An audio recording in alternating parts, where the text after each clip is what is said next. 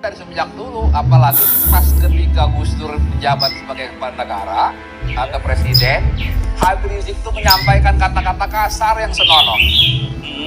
Gus Dur buta hati, Gus Dur bijak, dan sebagainya. Hinaan dan cacian itulah tolak ukur saya.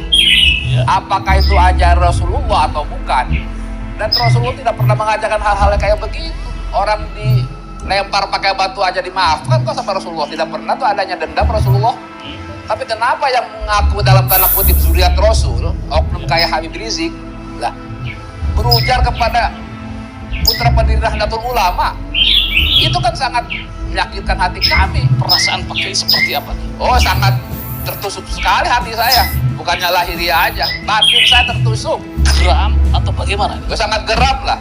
Jadi ketika Ki Iman menyampaikan itu bukan zuriat Rasul, saya yakin dengan tesisnya beliau. Jadi Kiai tandaskan bahwa Kiai Iman itu bukan pembegal nasab, Bukan, meluruskan silsilah. silsilah, dan bukan pemecah belah umat.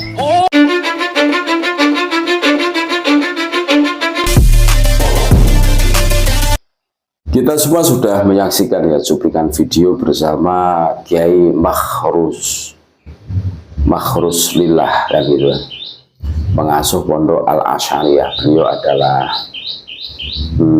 alumni Kebuiren, saudara-saudaraku. Pondok yang didirikan oleh Hadratus Syekh Mbah Hasyim Asy'ari. Ketika ditanya Kang Yusuf Mares ya tentang polemik nasab ini ya, apakah beliau masih percaya bahwa Habib itu zuriat Nabi ya? Beliau jawab dengan logis, dengan analogi beliau. Semenjak Rizik mengeluarkan statement atau mengatakan Gus Dur buta mata, buta hati, di situ sudah tidak percaya lagi.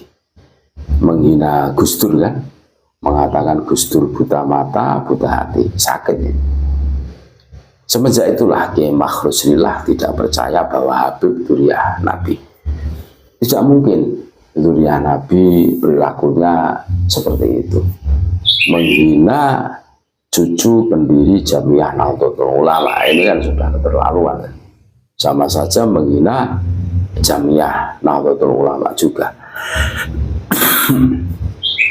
Terus perilaku-perilaku menyimpang yang lainnya. Nah ini semakin menguatkan bahwa Habib itu bukan zuriat Nabi gitu. Ini terus ditanya adanya tesis dari Kiai Haji Maduddin Usman Al-Bantani. Ini tanggapan respon beliau apa? Ini sangat mencerahkan. Nah, ketika ada orang yang bikin narasi bahwa Kiai Imad itu pemecah belah umat, melihatnya dari sudut mana kok disampaikan, dikatakan bahwa Kiai Imad itu pemecah belah umat, begal nasab? Tidak bisa, itu tidak masuk itu. Logika seperti itu tidak masuk. Kiai Imad itu tidak ingin menjadi zuriat Nabi kan itu, tapi kan dinarasakan oleh para kabir dan diamini oleh para jongosnya bahwa ini adalah gerombolan para begal nasab. Iya, para begal nasab sesuai dengan narasi yang dibangun oleh imam besarnya kan itu. Wah, para begal nasab, terus para pemecah belah umat itu, pemecah belah antara kiai dan habaib. Yang dulu kiai dan habaib itu harmonis, tidak ada masalah gitu kan. Justru yang memecah belah antara kiai dan habaib itu ya kalian gitu. Kalian berani menghina Gus Dur dengan mengatakan buta mata, buta hati, berani menghina Kiai Ma'ruf Amin dengan mengatakan babi kan gitu. Oh, Kiai Said juga dikatakan ulama sok liberal, Gus Nuril itu diturunkan dari panggung. Perilaku-perilaku kalian itu justru yang memecah belah umat gitu.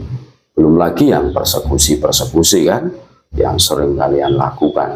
Terakhir di Rengas Dengklok yang menyebabkan masalah penglihatan sahabat Banser, terus remuknya mobil Suriah NU kan itu kan. Ini siapa dalangnya, biang keroknya? Iya kan? Justru yang memecah belah umat itu ya kalian gitu loh. Akan tetapi kalian itu selalu memutarbalikkan fakta, gitu. Dan semua orang bisa menebaknya siapa sih kalian itu. Jelas kalian adalah gerombolan orang-orang yang tidak bertanggung jawab, kan? Yang mempunyai banyak kepentingan pengen menguasai NKRI ini. Makanya sangat mencerahkan dan mencerdaskan apa yang disampaikan oleh Kiai Makhrus Lillah, ya, pengasuh Pondok Asy'ariyah ini, alumni Tebu Ireng. Kemarin kami sudah mengunggah alumni Tebu Ireng bersama Kiai Haji Maduddin Usman Al-Bantani. Jadi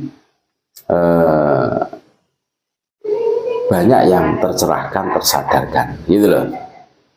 Alumni Tebu Ireng bareng dengan Kiai Haji Maduddin Usman Al-Bantani, termasuk ini Kiai Makhrus Lillah ini, ya, ini ketika ditanya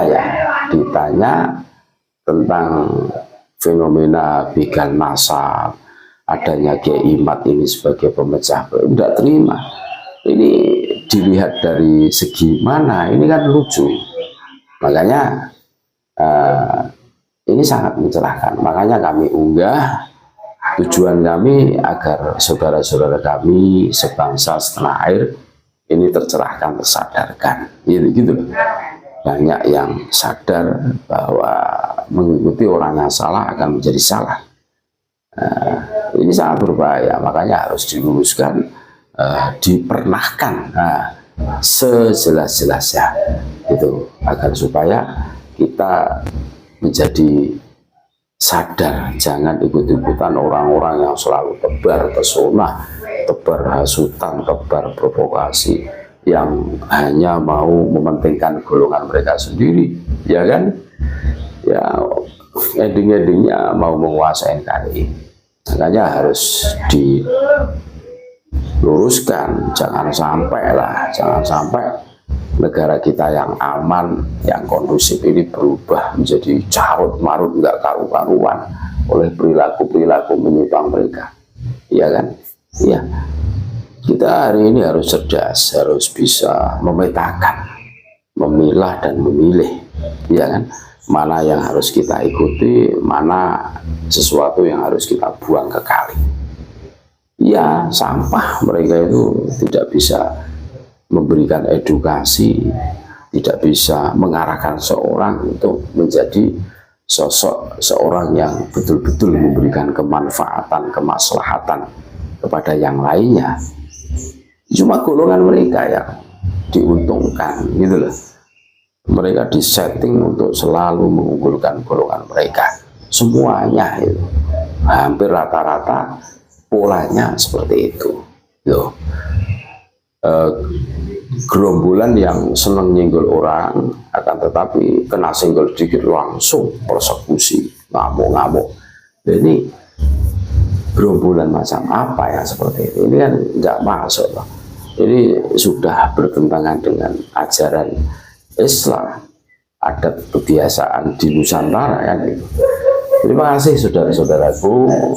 Mudah-mudahan bermanfaat. Tetap NKRI harga mati, Nusantara milik kita.